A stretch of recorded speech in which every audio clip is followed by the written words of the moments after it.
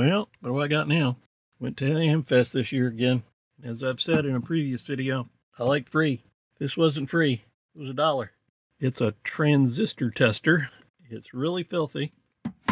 It's still got some resistors attached to it. And I knew nothing about it other than it said Heathkit. Ooh, that's bad. And I have a soft spot for trying to make these things work. And now I need to see if it does. And if what I read is right, it runs on batteries.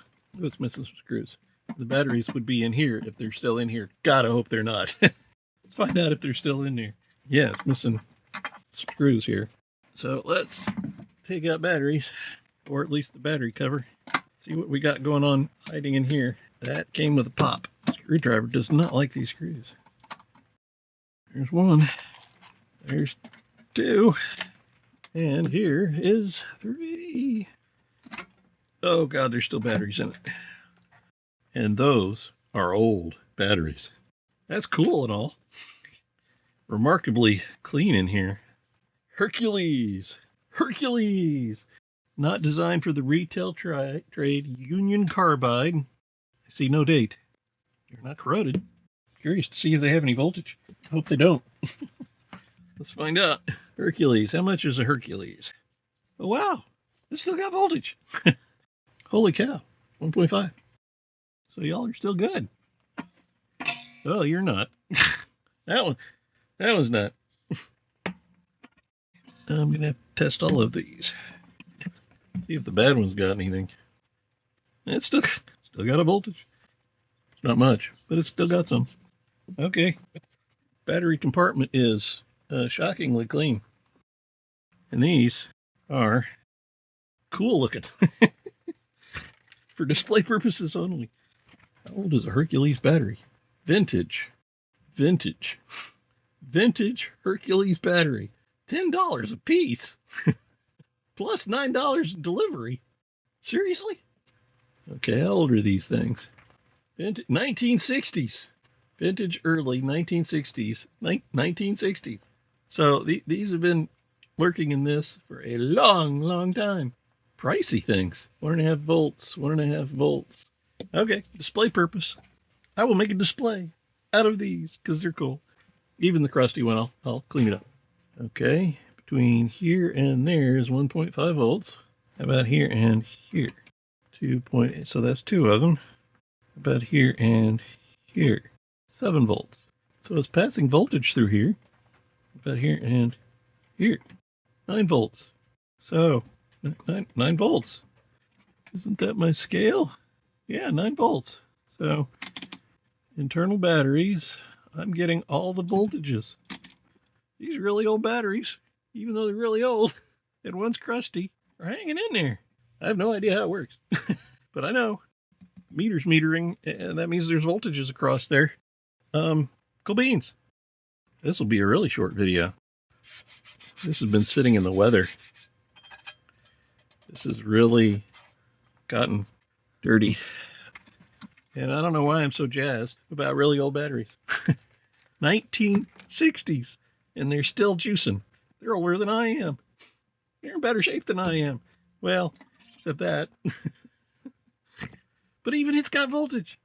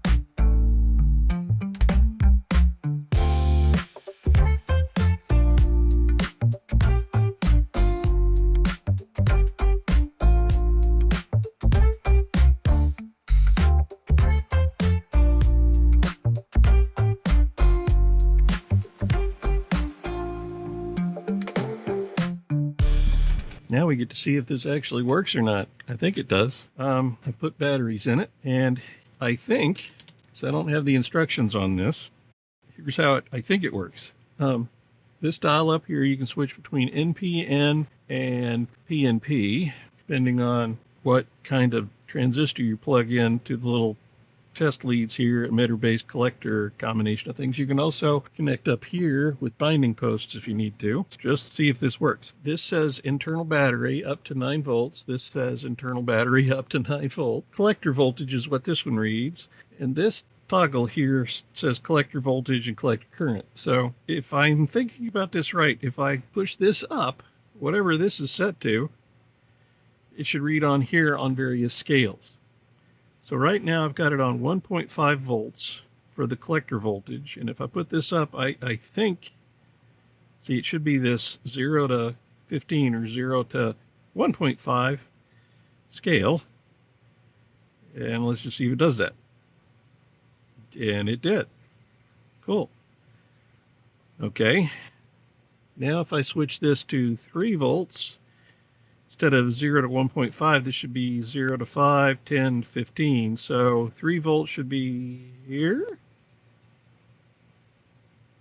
And I'm wrong. It's the bottom scale. So 1 volt, 2 volt, 3 volt, 4 volt, 5 volt. So it's the bottom scale. And it goes to 3 volts. Okay, so I'm guessing it's the bottom scale again if I go to 4.5. So it should end up somewhere over here. And it does. And now when I go to 6... now I think we're going to be up here. So maybe there. Yeah. And then 7.5 should be a little further over. And then 9 should be just short of 10. And, well, my batteries are still the really old Hercules batteries, which are amazingly working. Okay. Now, leak voltage. This one does the same thing, leak voltage. So if I have this toggle and I go up to leak voltage, I should kind of do the same scale. So from 0 to 1.5 top scale, and it does. And then 3 volts, so it should be on the 30 on this side, or 3.0. And then 4.5, again, somewhere around 45, and it is. And then 6 will be up here, roughly there. Yay. 7.5, roughly here. And then 9, just short of 10. And it is. Okay. So that's how you set voltages across, let's see, leak voltage. Collector voltage. So I guess that's what voltage you're putting on the collector. Leak voltage. See, now I need to figure out how this works. So it came with this old diode that was connected. And let's see, diode test, collector to emitter leak. So let me think here. Collector to emitter. So if I put that in there, I think that's going to actually be the wrong way. So if that's the wrong way, I think I should get a current through here, right? Yes, I do. So that was definitely it. Let's try that again. Oop, yep. Let's turn it down. No, other way. Yeah. Okay. So that's definitely doing what I think. If I pull it down to collector to base, it should do nothing unless I go collector to base. So again, this is kind of the wrong way. I'm just trying to see if it's actually doing anything. So up should do nothing, down should do something, and it does. So what is that telling me? It tells me it worked. So now if I do it the correct way, emitter to collector, if my diode is working correctly, I shouldn't get any current the wrong way. I think that's how that works. Set you to 15. Let's set you to 15. I don't know. Okay, so boink, boink. So nothing. So I think that's kind of the right idea, except I need to be on 9 volts. I don't know what I'm doing. So I think it's working.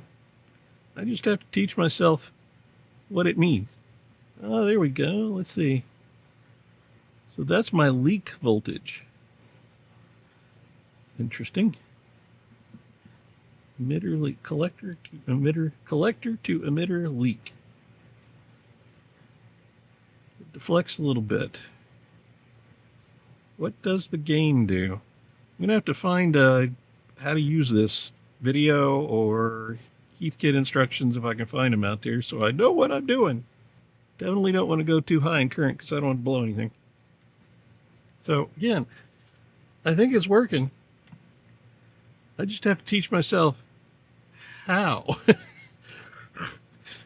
Exactly what I am testing. I mean, I kind of get it in terms of is it good or not. That's kind of the short test.